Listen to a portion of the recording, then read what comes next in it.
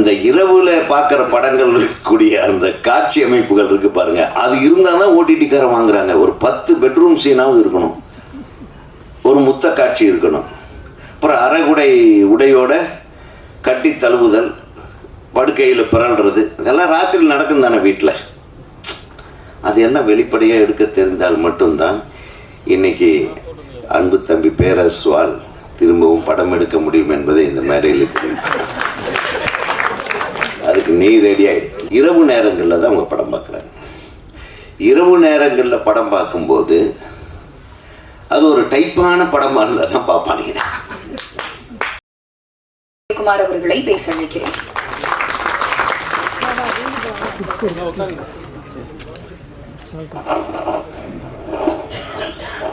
அனைவருக்கும் வணக்கம். ஏண்டா இந்த ஃபங்க்ஷனை லேட்டாக ஆரம்பிக்கிறாங்கன்னு யோசனை பண்ணிட்டே இருந்தேன். ராத்திரியில் தான் அது தெரியுன்றதுனால அதான் நைட்டில் ஆரம்பிச்சுக்கலாம், ஈவினிங்லலாம் ஆரம்பிக்க வேண்டாம்னு ஒரு முடிவோடு இருந்திருக்காங்க போல இருக்கு. இரவின் கண்கள் நல்ல டைட்டில். அது பார்த்திபன் எடுத்தாரு, இரவின் மடியில்னு எடுத்தாரு, இரவின் நிழல். அப்புறம் ஒரு படம் இரவின் மடியில்னு வந்தது. ஆமாம், அதே கண்கள், இரவின் கண்கள். இரவுக்கு 1000 கண்கள். இது ஏஐயோட கண் சொல்றது இல்லை, ஆர்டிஃபிஷியல் இன்டெலிஜென்ஸை வச்சு ஒரு வித்தியாசமான ஒரு கதைக்களத்தை அமைத்திருக்கும் கதாசிரியருக்கு எனது முதல் வாழ்த்துக்கள். ஏன்னா எதையோ திங்க் பண்ணியிருக்காரு, பரவாயில்ல. ஆனால் இந்த ஆர்டிஃபிஷியல் இன்டெலிஜென்ஸ்ன்றது வந்து எமகாதக பையன். இந்த தேசத்தில் எல்லாத்துக்குமே ஆபத்தான ஒன்று பேர் சொன்ன மாதிரி அது ஏஐ தான். உடம்பு சரியில்லாத ஒரு நடிகர், நம்ம டைஹார்டு ஹீரோ, ஒரு பேர் என்ன, ப்ரூஸ் வில்லிஸ். ப்ரூஸ் வில்லிக்கு உடம்பு சரியில்லை. கடந்த 2 வருஷத்துக்கு முன்னாடி இருந்த உடம்பு சரியில்லை அவருக்கு. அவருக்கு அட்வான்ஸ் கொடுத்துட்டாங்க ஒரு ப்ரொடியூசர். அட்வான்ஸ் எல்லாம் கொடுத்துட்டாங்க. அவர் நடிக்க போக முடியல. டைரக்டர் என்ன பண்ணிட்டான், ஒன்றும் பண்ணாதீங்க, நீங்கள் ஒன்றும் பிரச்சனையே இல்லை, நான் ஏஐயை வச்சு உங்களை ரீப்ரொடியூஸ் பண்ணிக்கிறேன் அப்படின்னு கூப்பிட்டு போய் ஒரு 10 ஏங்கிளில் அவரை உட்காந்து வச்சு ஷாட் எடுத்து, நிற்க வச்சு ஷாட் எடுத்து அனுப்பி விட்டார். அவருக்கு பேசின சம்பளத்தை கொடுத்துட்டாங்க. ஒரு ஏஐ தொழில்நுட்பத்தை பயன்படுத்தி படத்தை எடுக்க ஆரம்பிச்சிட்டாங்க. இப்படி எடுக்க ஆரம்பித்தாங்கன்னா இப்போ நம்ம ரஜினியை எடுக்கலாம், விஜயகாந்த் அவர்களை எடுக்கலாம், எல்லாத்தையும் வச்சு எடுக்கலாம். இப்போ விஜயகாந்த் சின்ன கவுண்டர் 2 அப்படின்ற படத்தை என்னால் எடுக்க முடியும். உடனே ஹாலிவுட்டில் ஒரு பெரிய போராட்டம் வெடிக்குது. எல்லாரும் ஸ்ட்ரைக் பண்ணிட்டாங்க. நீங்கள் ஏஐ வச்சு கதை பண்ணலாம், நீங்கள் அந்த அவுட்லைனை சொல்லிட்டீங்கன்னா இந்த ஏஐ வந்து அதே ஒரு கதையை குக் பண்ணி கொடுத்துரும். அதே அவுட்லைனை இன்னொருத்தங்கிட்ட சொன்னான்னா அது வேறு மாதிரி குக் பண்ணி கொடுக்கும். ஸோ இப்போ கதாசிரியர் எல்லாம் மூளை இல்லாமையே இருக்கலாம், மூளையெல்லாம் யூஸ் பண்ண வேண்டியதில்லை. ஸோ இந்த அளவுக்கு பிரச்சனை போயிடுச்சுன்னா மனித உழைப்புக்கு, மனித அறிவுக்கு வேலை இல்லாமல் போய்விடும் அப்படின்னு ஒரு ஸ்ட்ரைக் பண்ணி இப்போ இந்த ஏஐ மூலமாக படம் பண்ணுறதை நிறுத்திட்டாங்க. ஏஐயை பற்றி படம் எடுக்கலாம், ஏஐயை உபயோகப்படுத்தி படம் எடுக்கிறத நிறுத்திட்டாங்க. இது உங்களுக்கு தெரியுமா? இப்போ செய்தியாளர்களுக்கு தெரியும்னு நினைக்கிறேன். ஸோ அந்த அளவுக்கு ஒரு டேஞ்சரஸ் இன்வென்ஷன்னா அது ஏஐ. அதே மாதிரி அதனுடைய இனோவேட்டிவ் பவர்ஸ்ன்னு ஒன்று இருக்குது. அதை வச்சு கன்ஸ்ட்ரக்டிவாக நம்ம யூஸ் பண்ணிக்கலாம். எப்படி அணுசக்தியை வந்து ஆட்டம் பாமாவும் பயன்படுத்தலாம், அணுசக்தி யூஸ் பண்ணி பவர் பிளான்ட்டும் பண்ணலாம்.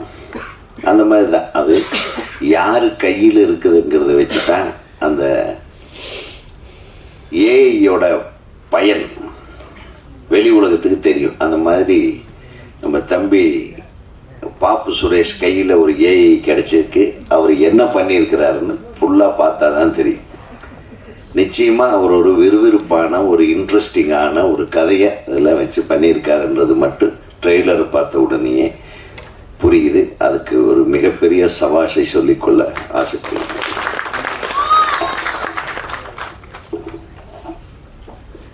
இன்னொரு நல்ல விஷயம் என்னென்னா, இந்த படத்தில் நடித்த ஹீரோயின் வந்தாங்க. எப்பவுமே ஹீரோயின் வந்தால் பேரரசு பக்கத்தில் தான் உட்காருவாங்க. அவருக்கு அந்த வருத்தம் தாங்க முடியாமல் ரொம்ப நேரம் என்னடா பண்ணுறதுன்னு ரொம்ப ஃபீல் பண்ணிட்டு இருந்தப்போ தான் நான் கண்டுபிடிச்சப்பா 2 பேர் அங்கே பெண்கள் அங்கே வந்திருக்காங்க, கொஞ்சம் அனௌன்ஸ் பண்ணி உட்கார வைங்கன்னு பின்னாடி சொன்னேன். அவங்களும் சொல்லலை. ஆனால் நான் சொன்னது தம்பி காதுக்கு மட்டும் கரெக்டாக தேடி கண்டுபிடிச்சி உட்கார்த்த வச்சுட்டு கைத்தட்டுங்கன்னு சொல்லி, இவருக்கா கதை சொல்ல தெரியாது, எத்தனை கதையை சொல்லிட்டாரு பாருங்க. வர்ற ஆளுகளை வசியம் பண்ண தெரிந்த ஒரே ஆளு இந்த மேடையில் பேரரசு தான். பேரரசு நிறைய பேர்த்த கவுத்திருக்காரு. விஜயை கவுத்திருக்காரு, அஜித்தை கவுத்திருக்காரு, விஜயகாந்தை கவுத்திருக்காரு. கதை சொல்லாமல் எப்படி கவுக்க முடியும் அவர்? அதெல்லாம் ஒன்றும் இல்லை. என்ன கேளுங்க, எனக்கு கதை சொல்ல தெரியாது, அதை பண்ணத்தான் தெரியும். என்ன கேட்டால் விஜயகாந்த் சாருக்கு கதை சொல்லணும். நான் சிரிச்சிட்டேன். என்ன கதை சொல்லணும்? இப்ராஹிம் ராவுதர் அவர்கள் கேட்குறாரு, உதய் நீ ஏதாச்சும் கதை சொல்லுப்பா, அவனுக்கு அட்வான்ஸ் எல்லாம் வாங்கியாச்சு, படம் ஆரம்பிக்க போகிறேன், கதை சொல்லியாங்க. நானும் யோசனை பண்ணுறேன், ஏன் இதெல்லாம் 2.25 மணி நேரம் சொல்ல வேண்டிய கதை. அது நான் இன்னைக்கு ஒன்று சொன்னேன்னா நாளைக்கு சொல்லும்போது வேறு மாதிரி சொல்லுவேன். படம் எடுக்கிற அன்னைக்கு வேறு மாதிரி எடுப்பேன். அது முதல்லையே சொல்லிட்டேன்னா முதல்ல சொல்கிற படத்துக்கு முடிக்கிற படத்துக்கு வித்தியாசம் இருக்காது, வித்தியாசம் இருக்கும். ஆனால் ஒரு விஷயத்தை மட்டும் சொல்கிறேன்னா ஒரு வரியில் சொன்னேன். துண்டெடுத்து தோளில் போட்டால் பஞ்சாயத்து பண்ண போகிறேன்னு அர்த்தம், அதை இடுப்பில் கட்டினா கோயிலுக்கு போகிறேன்னு அர்த்தம், அப்படி கழட்டி தூக்கி வச்சேன்னா பட்டையை கிளப்ப போகிறேன்னு அர்த்தம். இதுதான் கதை. அவருக்கு ரொம்ப பிடிச்சிருச்சு. பட்டையை கிளப்புறம் இருக்கா அப்படின்னாரு. ஆமாம் இருக்கு. அதுக்கப்புறம் நம்ம அந்த மொய் விருந்து பல விஷயங்கள் அந்த கதை. சின்ன கவுண்டர் படத்தை எடுத்தாவே அதுலேருந்து 10 கதை பண்ணலாம். இப்போ என்ன விட்டாலும் 10 கதை பண்ணிடுவேன். ஸோ அந்த அளவுக்கு நிறைய வாழ்வியல் சமாச்சாரங்கள், அதாவது கண்டென்ட் ஓரியன்ட் சினிமான்னு நான் சொல்ல மாட்டேன், வாழ்வியல் படைப்புகள்ன்றது இன்னைக்கு ரொம்ப கம்மியாக இருக்கு. இன்னைக்கு இந்த ஓடிடி தளத்தை பற்றி எல்லாரும் பேசுகிறாங்க. அது ஓடிடி தளத்துக்காக படம் எடுக்கிறது, அப்படி எடுத்தால் தான் இன்றைக்கி தியேட்டரில் நம்ம ரிலீஸ் பண்ண முடியும்னு ஆகிப்போச்சு. ஒரு காலத்தில் ஃபாரின் ரைட்ஸ் விற்றா தான் இங்கே படம் ரிலீஸ் ஆகும். ஏன்னா ஃபாரின் ரைட்ஸுக்கு ஒரு லம்பாக ஒரு அமௌண்ட் வந்துடும். அதுக்கப்புறம் சேட்டலைட் ரைட்ஸ் விற்றா தான், இந்த தொலைக்காட்சிகளுக்கு சேட்டலைட் ரைட்ஸ் விற்றா தான் நம்ம இங்கே படம் ரிலீஸ் பண்ண முடியுன்ற ஒரு சூழ்நிலை இருந்தது. இப்போ என்னென்னா, நம்ம ஒரு படத்தை ஏதாச்சும் ஓடிடி ரைட்ஸுக்கு சைன் பண்ணால் தான் இந்த படம் ரிலீஸ் ஆகும் அப்படின்ற மாதிரி ஒரு சூழ்நிலை இருக்குது. ஒரு விதத்தில் நம்ம எடுக்கிற சினிமாவை நம்மளை தவிர யாரையாரோ இந்த ரிலீஸை டிசைட் பண்ணுறாங்கன்றது தான் உண்மையை தவிர, ஒரு விஷயத்தில் பார்த்தீங்கன்னா ஓடிடி தளம் என்பது இது ஒரு சர்வதேச தளம். நீ ஒரு ஆப்பை எடுத்துகிட்டு நீ ஒரு ஓடிடி தளத்துக்கு நீங்கள் கிளிக் பண்ணி படம் பார்க்குறீங்கன்னா உலகம் ஃபுல்லாகவும் அது பார்க்க முடியும். அது சப்ஸ்கிரிப்ஷன் பண்ணிட்டா உலகம் ஃபுல்லாகவும் பார்க்க முடியும். ஒரு ஆங்கில பட தயாரிப்பாளர் பார்க்கலாம், ஒரு ஐரோப்பாவில் இருக்கக்கூடிய எந்த கண்ட்ரியில் இருக்கக்கூடிய இயக்குநர்களும் படைப்பாளிகளும் சரி, ரைட்டரும் சரி, நடிகர்களும் சரி, தயாரிப்பாளர்களும் பார்க்கலாம். ஸோ அப்போ பார்க்கும்போது அந்த ஸ்டாண்டர்ட் ஆஃப் மேக்கிங்னு சொல்லுவாங்க இல்லையா, அந்த படைப்பினுடைய தரம், இந்த உலக மக்களை கவரும் விதமான ஒரு படைப்பு அதில் இருந்தால் மட்டும்தான் ஓடிடி தளத்தில் வெளியிடுவார்கள். பெரும்பாலும் ஓடிடி தளங்களில் யார் படம் பார்க்குறாங்கன்னா 75% ஆஃப் த பீப்புள் ஆர் வாட்சிங் இன் த நைட். இரவு நேரங்களில் தான் அவங்க படம் பார்க்குறாங்க. இரவு நேரங்களில் படம் பார்க்கும்போது அது ஒரு டைப்பான படமாக இருந்தால் தான் பார்ப்பானுங்க. நல்ல படமெல்லாம் பார்க்கவே மாட்டாங்க. இப்போ நிறைய பேர் என்கிட்ட சொன்னாங்க, என்னங்க நீங்கள்லாம் எடுத்துக்கிறது அந்த மாதிரியெல்லாம் படம் எடுக்க முடியுமா? எடுத்தால் ஓடாதையா, நம்ம ராத்திரியில் படம் பார்க்குற மாதிரி எடுத்தால் தாங்க ஓடும். இப்போ அதுக்கு நம்ம தனியாக இப்போ நம்ம ட்ரைனிங் எடுத்துக்க வேண்டியது இருக்குது. நீங்களும் அடுத்ததுலாம் அந்த மாதிரி எடுக்கணும்.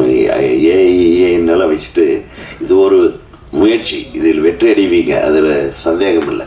பட் இருந்தாலும் இந்த ஏஐலேயே அடுத்த லெவலில் போயிட்டு எந்த ஏஐ வந்தாலும் அந்த இரவுல பார்க்குற படங்கள் இருக்கக்கூடிய அந்த காட்சி அமைப்புகள் இருக்கு பாருங்க, அது இருந்தால் தான் ஓடிடிக்காரன் வாங்குறாங்க. ஒரு 10 பெட்ரூம் சீனாவது இருக்கணும், ஒரு முத்த காட்சி இருக்கணும், அப்புறம் அரைகுடை உடையோட கட்டி தழுவுதல், படுக்கையில் பிறல்றது, இதெல்லாம் ராத்திரி நடக்கும் தானே வீட்டில். அது எல்லாம் வெளிப்படையாக எடுக்க தெரிந்தால் மட்டும்தான் இன்னைக்கு அன்பு தம்பி பேரரசுவால் திரும்பவும் படம் எடுக்க முடியும் என்பதை இந்த மேடையில் தெரியும். அதுக்கு நீ ரெடி ஆயிட்ட, நான் ரெடி ஆயிட்டேன். இப்போ ஆல்பத்தில் கூட நீங்க பார்த்துருப்பீங்க, புதுசாக வர்ற ஆல்பம், இன்னைக்கு வெளியிட்ட ஆல்பத்தில் இருந்து எல்லாம் பின்னி பெடல் எடுக்கிறாங்க. நம்ம இன்னும் இப்படியே உட்கார்ந்துட்டு ஏங்க நல்ல படம் எடுக்கலையா அப்படின்னாலும் கேள்வியே கேட்கப்படாது. இனிமேல் யார் தயவு செஞ்சு ஒரு நல்ல படம் எடுக்க சொல்லி எந்த இயக்குனரையும் கட்டாயப்படுத்தாதீங்க. இரவில் பார்க்கக்கூடிய படங்களாக, ஓடிடி தளத்தில் ரிலீஸ் ஆகக்கூடிய படங்களாக எடுத்தால் நம்ம தப்பிச்சுக்கலாம். கரெக்டா நான் சொல்றது? இதுக்கு யார் ஒரே ஒருத்தன் தான் கை தட்டும்.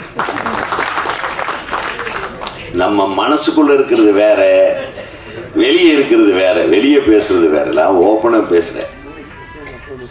அதனாலதான் பாத்தீங்கன்னா இப்ப எல்லாம் அந்த காமெடி கூட நைட்டு காமெடின்றாங்க, என்ன டார்க் காமெடின்றாங்க, டார்க் ஆக்ஷன்ன்றாங்க, டார்க் லவ்ன்றாங்க. என்னங்கடா அது டார்க் லவ், டார்க் ஆக்ஷன்? எனக்கு ஒன்றும் புரியல. நமது நாட்டில் எத்தனை கலாச்சாரங்கள் இருக்குது, எத்தனை அழகியல் உணர்வுகள் இருக்குது, எத்தனை காதல் உணர்வுகள் இருக்குது, எத்தனை ஊடல் உணர்வுகள் இருக்குது, எத்தனை அற்புதமான குடும்ப உணர்வுகள், பாச பிணைப்புகள் இருக்குது. இது எடுத்தா இன்னும் லட்சக்கணக்கில் படம் எடுக்க முடியுங்க. அருமையான படங்கள் எடுக்க முடியும். இது எல்லாத்தையும் தூக்கி எறிஞ்சிட்டு ஒருத்தன் கஞ்சா கடத்துறான்றதுக்காக ஒரு 15 தலையை வெட்டுறது, 25 பேர் தூக்கிட்டு வர்ற மாதிரி, அந்த மாதிரி ஆயுதங்களையே நம்ம பார்த்துருக்கவே மாட்டோம். அதிலிருந்து பாம்பை புஷ் பண்ணி வெளியே அனுப்புறது எங்கடா பார்த்துருக்கீங்க? நம்ம இந்தியாவிலேயே இதெல்லாம் நம்ம பார்த்ததில்லை. இதுக்கு கை தட்டிட்டு பல ஆயிரம் கோடிக்கு வியாபாரம்ன்றான், 1000 கோடி கலெக்ஷன்ன்றாங்க. யாரை ஏமாத்திக்கிட்டு இருக்கோம்? இன்னைக்கும் ஒரு பாசமலரை எடுக்க முடியுமா? ஒரு 1000ல் ஒருவனை எடுக்க முடியுமா? நன்றாக சிந்தித்து பாருங்க. கொஞ்ச நேரத்துக்கு முன்னாடி சொன்னாங்க, இப்போ உதயம் தியேட்டரில் 1000ல் ஒருவன் ரிலீஸ் ஆகுது சார். ஏதோ ஒரு படம் ரிலீஸ் ஆச்சு, கூட்டம், டிக்கெட் கிடைக்கல, ரிக்ஷாக்காரனுக்கு டிக்கெட் கிடைக்கல. நாங்கள் யாரையும் புண்படுத்தாத படங்கள், யாரையும் கெடுக்காத, எந்த உணர்வையும் கொச்சைப்படுத்தாத படங்கள், ஒரு தவறான சிந்தனைகளை விதைக்காத படங்கள். இந்த மாதிரி தானே எம்ஜிஆர், சிவாஜி எல்லாருமே பண்ணாங்க. இந்த மாதிரி ஒரு சிறந்த திரைப்படங்களை நாம் மீண்டும் தர முயற்சிக்க வேண்டும். அந்த முயற்சியை முன்னெடுக்கும் விதமாக தம்பி சொன்னாரே, விஜய் சார், அஜித் சார், இவங்கெல்லாம் முன் வர வேண்டும். எத்தனை விஷயங்கள் இருக்குங்க. ஒரு வாழ்வியல் சமாச்சாரம்னு எடுத்துக்கிட்டா எத்தனை அழகான கதைகளை நாம் எடுக்க முடியும் தெரியுமா? அப்பதான் ஒரு மிதமான, ஒரு அன்பான ஒரு சொசைட்டி அப்படியே நம்ம தக்க வச்சுக்க முடியும். இல்லைன்னா வெளியே போனால், கார் ஓட்டுனா இங்கே எவனாச்சும் மெதுவாக போனால் அவனை இடிச்சுட்டு போகணும்னு தான் தோணுது. டிரைவிங் சீட்டில் உட்காந்தா நானே வக்கரமாயிடுறேன். இதுக்கு என்னன்னா நம்ம எடுக்கிற திரைப்படங்கள் தான் காரணம். வக்கர புத்திகளை எல்லாம் தூண்டி விடுற மாதிரி பெரிய பெரிய ஹீரோக்களை அந்த தப்பு பண்ண ஆரம்பிச்சிட்டாங்க. இப்போ தலையை வெட்டுறான், ஒரு 10 நிமிஷம் கழிச்சு தான் பாடி விழுகுது. எப்படா பாடி விழுன்னு பார்த்துட்டு பேரரசுக்கு ஏதோ ஒரு டைலாக் வச்சுட்டான்ட்டு கட் பண்ண சொல்லிட்டாங்க. இங்க தலையை கட் பண்ண உடனே அவங்க எதுவுமே சொல்லல, அவங்க கட்டுக்கே கட்டு இல்லையா அரசு? சரி, இதுதான் ஆளுக்கு தகுந்த மாதிரி கத்திரிக்கோளை பயன்படுத்தக்கூடாது. நான் சொல்றது என்னன்னு உங்களுக்கு புரியும் நினைக்கிறேன். சின்ன கவுண்டர் படத்திலேயே கட்டு கொடுத்தாங்க. அதுல என்னங்க இருக்கு சொல்லுங்க?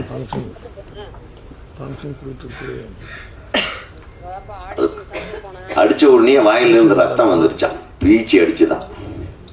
அதை கட் பண்ண, டேய் தலையை வெட்டி ரொம்ப நேரம் பீச்சி.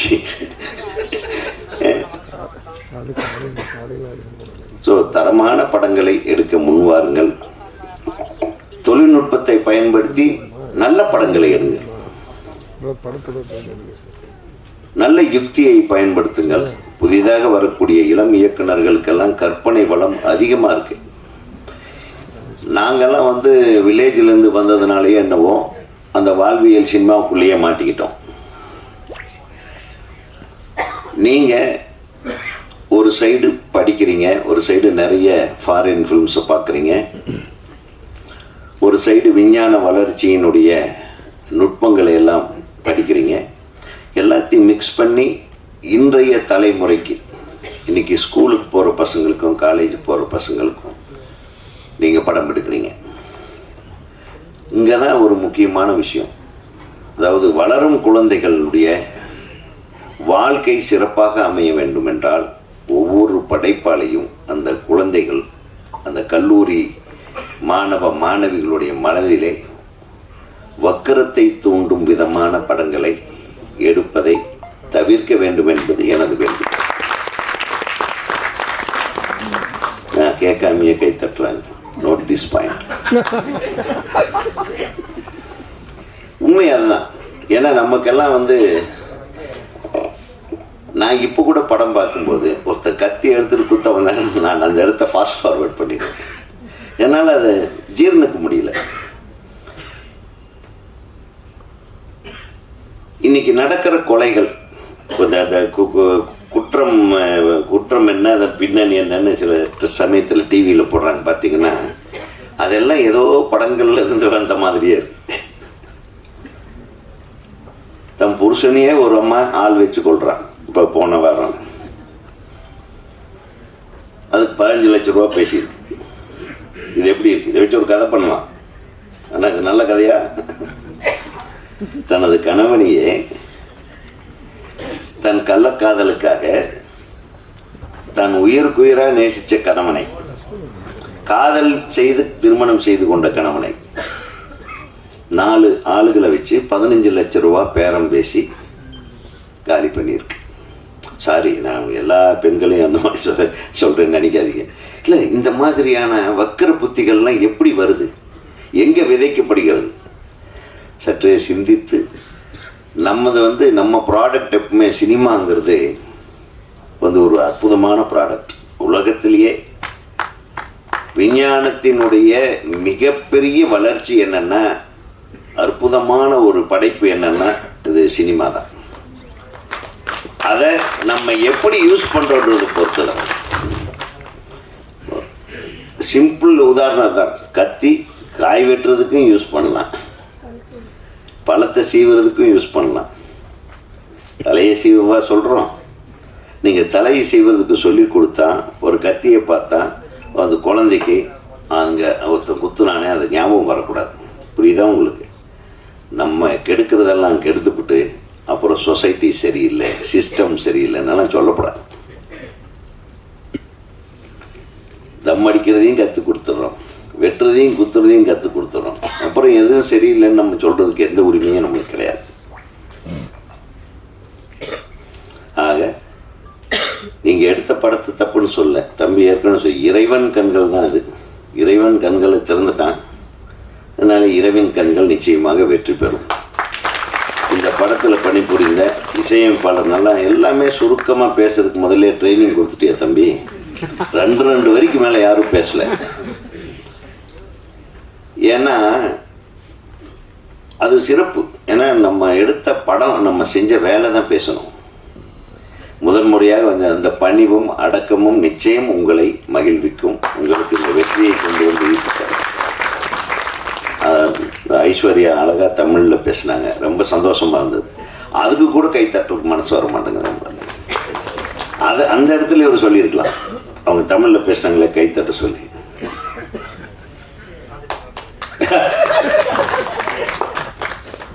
இந்த திரைப்படத்தை முழுமையாக எடுத்து அதை திரையிடுவதற்கு ஆளை பிடித்து அதற்கு எல்லாம் ஏற்பாடும் செய்த புதிய தயாரிப்பாளர். அவர் வேற ஒரு அவர் பிஸ்னஸே வேற. அவர் எப்படி இங்கே வந்து லேண்ட் ஆனார்னு தெரியல. அவரை காப்பாற்ற போவது நமது தமிழ் ரசிகர்கள். நிச்சயமாக காப்பாற்றப்படுவீர்கள். அதற்கு நம்ம ஊடகத்துறையினர் நிச்சயமாக உங்களுக்கு உறுதுணையாக இருப்பாங்க. ஆனால் ஊடகம் ஒரு அளவுக்கு தான், படம் நல்லா இருந்தால் நல்லா இருக்குன்னு சொல்லுவாங்க. இந்த படத்தை சிறப்பாக அனைவரும் வந்து பார்க்கும் அளவுக்கு நீங்கள் எல்லாரும் இன்னும் நிறைய வேலை செய்யணும். பிஹைண்ட் திஸ் ப்ராஜெக்ட் இப்போ எல்லாம் வந்து எல்லாருமே வந்து படத்தை எல்லாம் பார்க்குறது இல்லை. இப்போ எல்லாம் ஃபோனை தான் பார்க்குறாங்க. கொஞ்ச நாளாக எனக்கு டிரைவர் இல்லை. நானே கார் ஓட்டிகிட்டு வரும்போது தான் எனக்கு தெரியுது, ரோட்டில் கிராஸ் ஆகிறவங்க, இப்படி கிராஸ் ஆகிறவங்க, மோட்டார் சைக்கிளில் போகிறவங்க எல்லாரும் ஃபோனில் தாங்க இருக்காங்க. ஒருத்தன் சைனுக்கு கிராஸ் ஆகிறான், நான் ஹார்ன் அடிக்கிறேன், அவன் இப்படி ஃபோனில் பேசிகிட்டே இருப்பான், ஒரு கையில் பிடிச்சிட்டு. எவ்வளவோ டெக்னிக்காக ஓட்டுறானுங்க. நம்ம எந்த பக்கம் போகிறதுன்னு தெரியாமல் அலைக்கடிக்கிறான் நம்மளை. ரைட்டில் போனால் இவன் ரைட்டில் சைன் இப்படி, அங்கே ஒரு சின்ன சந்து கிடச்சேன்னா அதுக்குள்ளே நுழைஞ்சு நிற்கிறான் முன் வீல. நம்ம வண்டி இப்படி விட்டோம்னா நம்ம கார்பரேஷன் காரை நோண்டி வச்சுருக்கோம், அதுக்குள்ளே இறக்கிடுவோம். இப்படி திருப்புனா வேற ஒரு லாரிக்காரங்கிட்ட மாட்டிக்கிடுவோம். இதுக்கெல்லாம் ஒரு ஏஐயில் ஏதாச்சும் ஒரு வழி இருக்கான்னு கண்டுபிடிச்சி ஒரு படம் எடுப்பா.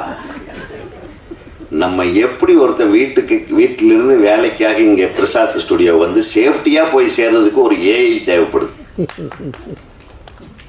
நீ இப்படி போனீங்கன்னா உளுந்துருவேன், இப்படி போனால் அவன் இடிப்பான்னு முதல்ல வர்றதுக்கு முன்னாடியே நம்மளுக்கு சொல்கிற மாதிரி ஒரு ஏஐ கண்டுபிடிச்சோன்னு வைங்க, ஒரு ஐரிஷ் மாதிரி ஒன்று கண்டுபிடிச்சோம்னு வைங்க, டெஃபினட்டாக அது நல்லா வியாபாரம் ஆகும். நான் அதை நம்பி ஓட்டலாம். ஏன்னா 4 நாளைக்கு முன்னாடி என் நண்பர் ஃபோன் பண்ணார், கோயம்புத்தூர்லேருந்து வந்துட்டார். ஏண்டா எங்கே இருக்க சொல்லு, நான் பிக்கப்பேன், நான் வந்து பார்க்குறதா மரியாதை.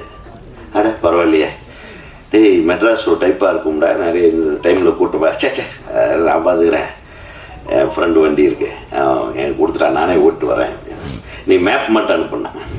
இது சரின்னு நான் அனுப்பிட்டேன்.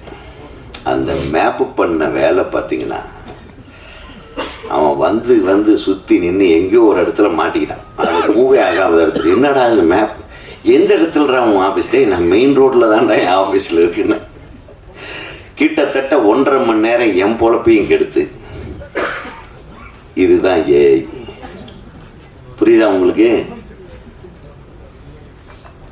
அது மட்டும் இல்லை, நம்ம கார்பரேஷன்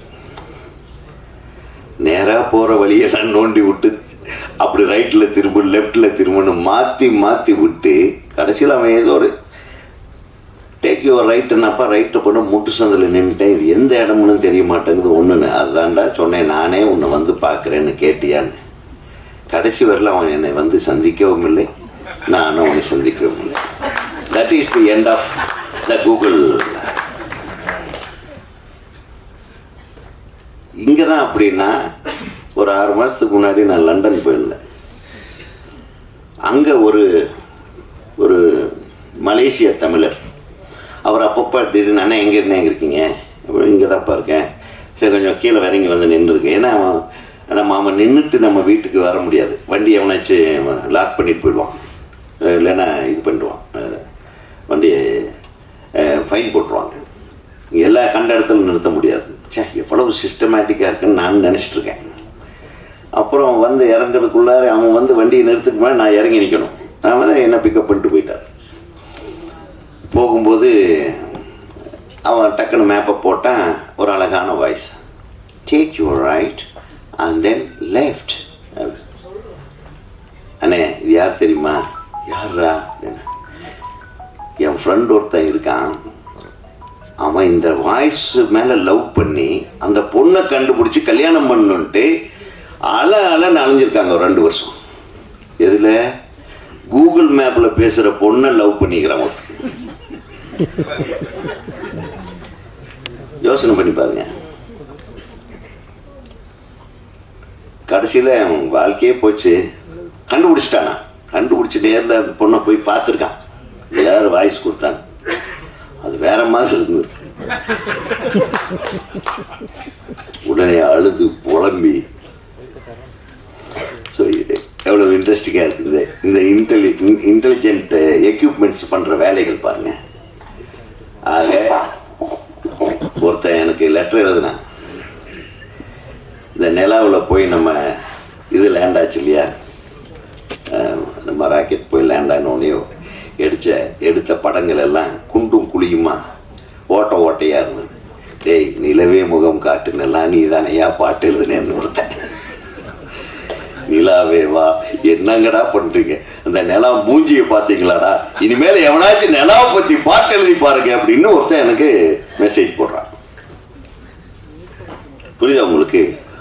உண்மை தெரிகிற வரையில் எல்லாமே அழகாகத்தான் இருக்கு.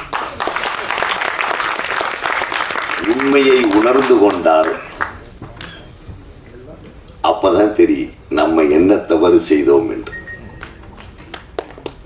உலகத்தில் நிறைய பேசலாம். ஒரு அற்புதமான ஒரு மேடையை அமைத்து இந்த புதியவர்களுக்கு நம்ம வாழ்த்து சொல்வதற்காக நான் பொதுவாகவே ஆடியோ ரிலீஸுக்கு போனால் குறைந்தபட்சம் 3.5 மணி நேரம் நானும் எனது ஊடக நண்பர்களும் நாங்கள் இருப்போம். யார் என்ன பேசினாலும் அவ்வளவு பொறுமையாக கேட்டுக்கிட்டு கவலையே படாமல் காதை ஒரு பக்கம் வச்சுக்கிட்டு கண்ணை ஒரு பக்கம் வச்சுக்கிட்டு திடீர்னு யாராச்சும் கை தட்டினா நாங்களும் சேர்ந்து தட்டிக்கிட்டு இப்படியெல்லாம் ஒரு டிஃப்ரெண்ட்டாக நம்ம என்ஜாய் பண்ணிகிட்டு இருப்போம். ஆனால் இன்றைக்கி மனப்பூர்வமாக சொல்கிறேன், அவங்க பேர் சொன்னேன்னு சொன்னீங்க இல்லை இணை தயாரிப்பாளர் ரத்னா மேடம், அவங்க எப்படி உங்களுக்கு இணை தயாரிப்பாளர்? எனக்கு வந்து உட்கார்ந்த உடனே இவர் தயாரிக்க வந்துட்டார், இவர் தொழில் வேற, அவங்க எப்படி உங்களுக்கு இணை தயாரிப்பாளரை வந்து சேர்ந்தாங்க அப்படின்னு அவர் ஒரு கதையை சொன்னார் பாருங்க. அவங்க ஒரு படத்தை தயாரிக்க போய் அவங்களுக்கு உதவி செய்ய இவர் வர போய் கடைசியில் இவரே ஒரு படம் தயாரிக்க வந்து அதுக்கு அவங்க உதவி செய்ய வந்திருக்காங்க. இது எப்படி இருக்கு? ஒரு பிரமாதமா இருக்கா இல்லையா?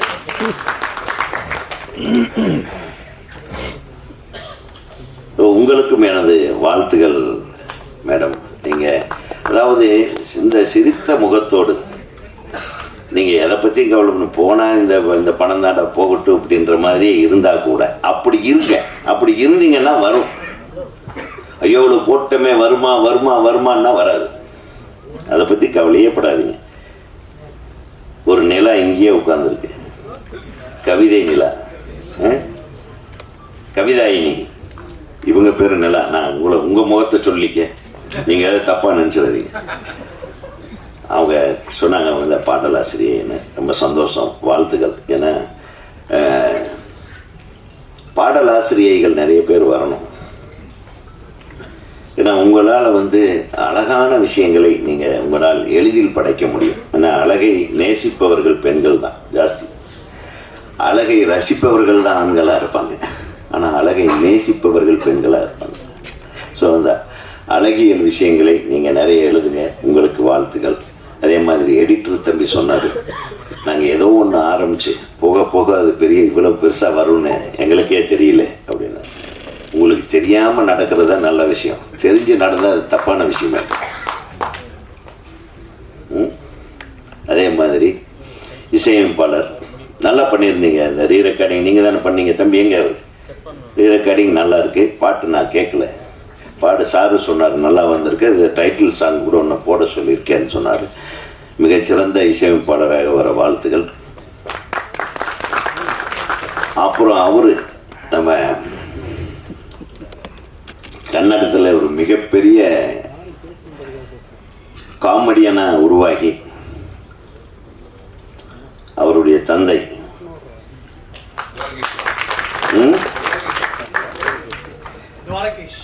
தெரியும் எனக்கு. அவங்க அப்பாவை நான் நேரிலேயே சந்திச்சிருக்கேன், கதையெல்லாம் சொல்லியிருக்கேன். அப்போ என்னது புதிய வாரிசா, என்ன வாரிசு, அடுத்த வாரிசு, ரஜினி சாரோட படம் அவர் தயாரித்தார் அவங்க அப்பா. அந்த காலத்தில் இந்த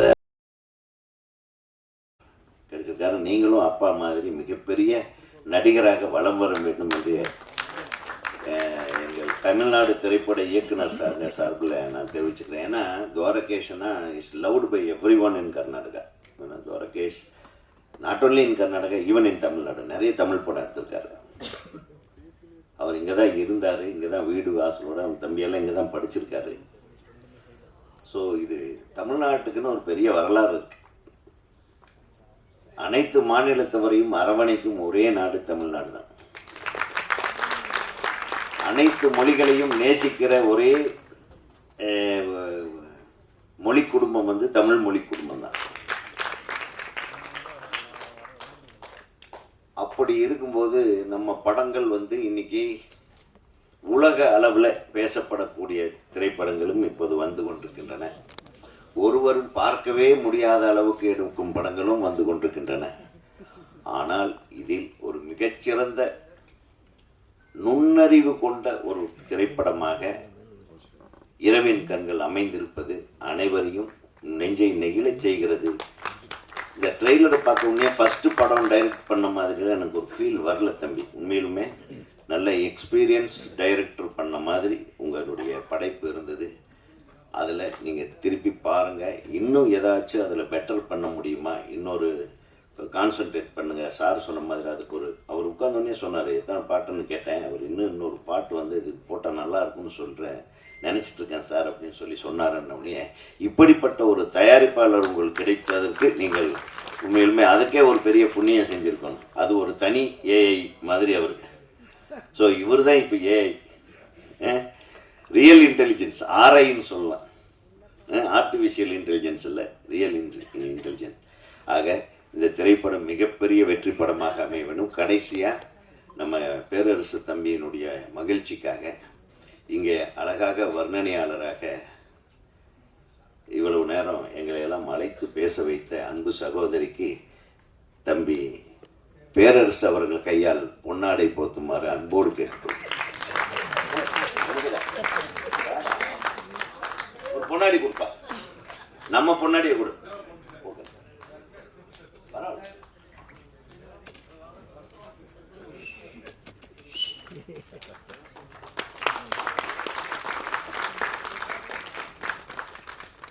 இந்த திரைப்படத்திலே பங்கு பெற்ற அனைத்து நடிகர் நடிகைகளையும், அது நம்ம ஹீரோ ஒருத்தர் இருக்காருல்ல, நம்ம தம்பி என் கூட நடித்தார், பிரஜன், அவர் பேர் பிரமோத்னு வந்தது எனக்கு. பிரஜன் அவர் கூட நான் நடித்த ஒரு படத்தில் கூட மிகச்சிறந்த நடிகர் அவர். உண்மையிலுமே ரொம்ப humble and you have a great future Prajan, and I wish you all the best and thanks. இந்த மாதிரி ஒரு விழாவில் வந்து ஒரு நண்பருக்காக வந்து இவ்வளோ நேரம் உட்காந்து நீங்கள் டைம் ஸ்பெண்ட் பண்ணுறதை கண்டினியூ பண்ணுங்கள். நீங்கள் பெரிய ஹீரோ ஆகிட்டீங்கனாலும் வந்துடுங்க, அப்போ வந்தால் தான் மரியாதை என்று கூறி அனைத்து தொழில்நுட்ப கலைஞர்களும் அனைத்து நடிகர்களும் தயாரிப்பாளரும் இந்த படத்தை வெளியிடும் அன்பு சகோதரர் எங்கே வந்திருக்காரு, வாங்க. நீங்கள் பின்னாடி நிற்கிறீங்களா, ஐயோ வாங்க. இவருக்கு ஒரு இதை போட்டாச்சா, இவருக்கு போட்டாச்சா, கொடுங்க கொடுங்க.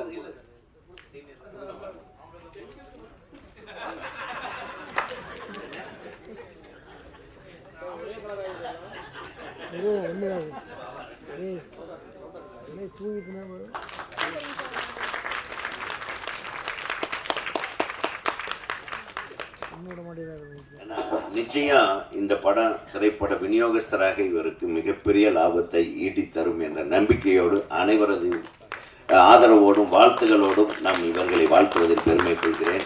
தமிழ்நாடு திரைப்பட இயக்குநர்கள் சங்கத்தின் சார்பாக உங்கள் அனைவருக்கும் எனது மனமார்ந்த வாழ்த்துக்கள். நன்றி. ஸோ ஆடியோ லான்ச்கான டைம் இரவின் கண்கள் படத்தின் ஆடியோவை மேடையில் அமர்ந்திருக்கும் சிறப்பு விருந்தினர்கள் வெளியிட படக்குழுவினர் இணைந்து